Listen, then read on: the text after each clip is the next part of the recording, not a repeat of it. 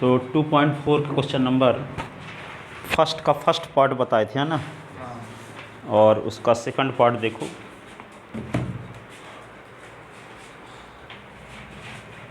Second part इसका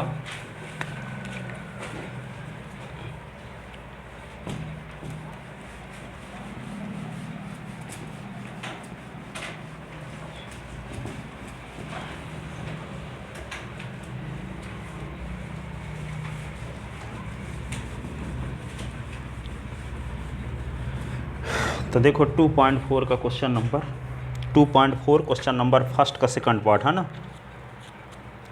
2.4 question number first का second part.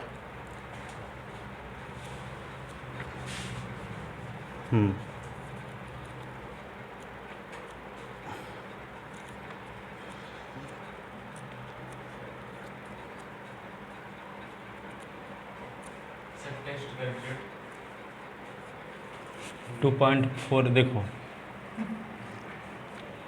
So that 2.4 का क्वेश्चन नंबर फर्स्ट का सेकंड पार्ट है ना। सो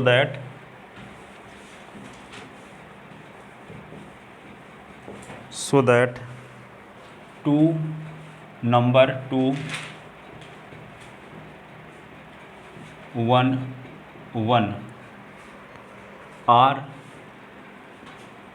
zeros of px is equal to polynomial कौन सा, S cube minus 4x² plus 5x minus 2 ठीक है। आपको ये शो करना है कि ये तीन जो नंबर दी गई हैं इस पॉलिनोमियल का क्या है, जीरोज हैं। And verify the relation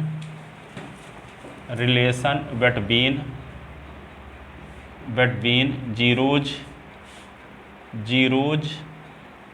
and coefficient of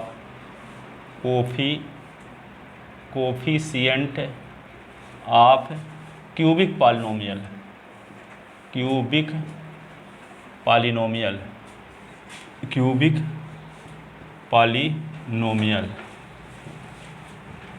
ये है।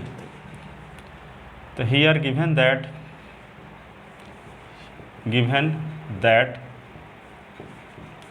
px इज इक्वल टू क्या है, s का cube 4x² plus 5x minus 2 ये हुआ। अब इसको चेक करना है कि ये जो नंबर दी गई है 211 ये जीरो है कि नहीं, है ना। तो we see that P S के स्थान पे हम क्या रखते हैं 2, तो 2 रखेंगे तो क्या होगा 2 का क्यूब माइनस 4 इंटू 2 का स्क्वायर 5 इंटू 2 और माइनस 2। तो P2 इज इक्वल टू क्या होगा 8 4 4 4 जा 16 5 2 जा 10 माइनस 2। तो P2 इज इक्वल टू क्या होगा 10 8 18 18 माइनस 18 18 माइनस 18 आ गया यानी 0। तो P2 इज इक्वल टू क्या आ गया 0। Implies x is equal to 2 is a zero of px है, ठीक है, जीरो ऑफ px है।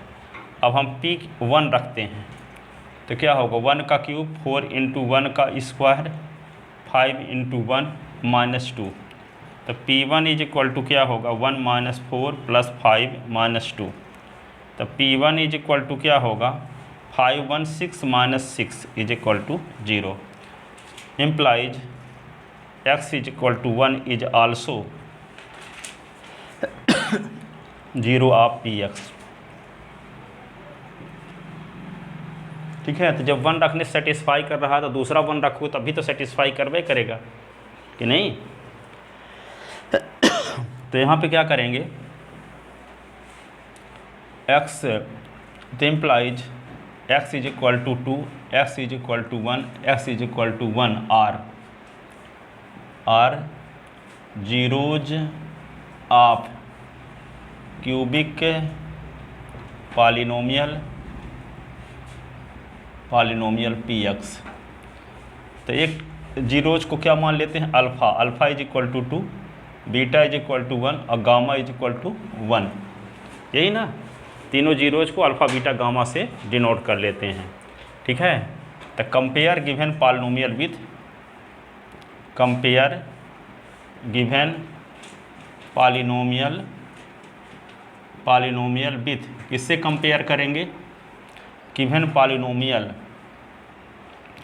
P x is equal to x cube minus 4x square plus 5x minus 2 with, किससे compare करेंगे, P S is equal to a x cube b x square plus c x plus d, we get. ठीक है, तो ए is equal to क्या होगा 1, b is equal to -4, c is equal to 5, d is equal to -2। ठीक है, A B C की value आ गई। अब हम क्या निकालेंगे, alpha plus beta plus gamma is equal to क्या होता है, -b/a। तो अल्फ़ा की वैल्यू क्या है 2, बीटा की वैल्यू 1, ये 1, माइनस लिखो, बी की वैल्यू -4, ए की वैल्यू क्या है 1। तो ये क्या होगा 2 1 यानी 4 is equal to 4, which is true. ठीक है ना। अब ये alpha plus beta plus gamma की वैल्यू -b/a की इक्वल है कि नहीं है। अब इधर देखते हैं, दो जीरोज के मल्टीप्लिकेशन का सम निकालते हैं, दो जीरोज के मल्टीप्लिकेशन का सम। ठीक है, तो क्या है, अल्फ़ा बीटा, बीटा गामा और gamma alpha is equal to क्या आना चाहिए, c/a। अल्फ़ा की वैल्यू क्या है 2 × 1 और ये क्या होगा 1 × 1 और 1 × 2 इज इक्वल टू सी की वैल्यू क्या है, सी की वैल्यू है 5, ए की वैल्यू क्या है 1। ठीक है, तो 2 + 1 + 2 इज इक्वल टू 5, तो 5 इज इक्वल टू 5। ठीक है, दिस इज आल्सो ट्रू। इसका मतलब क्या है, दो जीरोज के मल्टीप्लिकेशन का सम c/a के इक्वल है, ये भी पता है, ये भी ट्रू हो गया। ठीक है, आप क्या करेंगे, प्रोडक्ट ऑफ जीरोज निकालते हैं। Alpha into beta into gamma is equal to क्या होता है, c/d -d/a। तो अल्फ़ा की वैल्यु क्या है 2, ये 1 × 1 माइनस डी की वैल्यू क्या निकाले थे, माइनस तो फार्मूले में होता है, और डी की वैल्यू है -2 अपान ए की वैल्यू क्या है 1। तो 2 is equal to 2, which is true, this is also true. इसका मतलब 10 relation between zeros and coefficient of cubic polynomial is verified. ठीक है ना, 10 relation between zeros and coefficient of cubic polynomial is verified. ठीक है ना, वेरीफाइड है। अब सेकंड नंबर क्वेश्चन देखो इसका। लिखो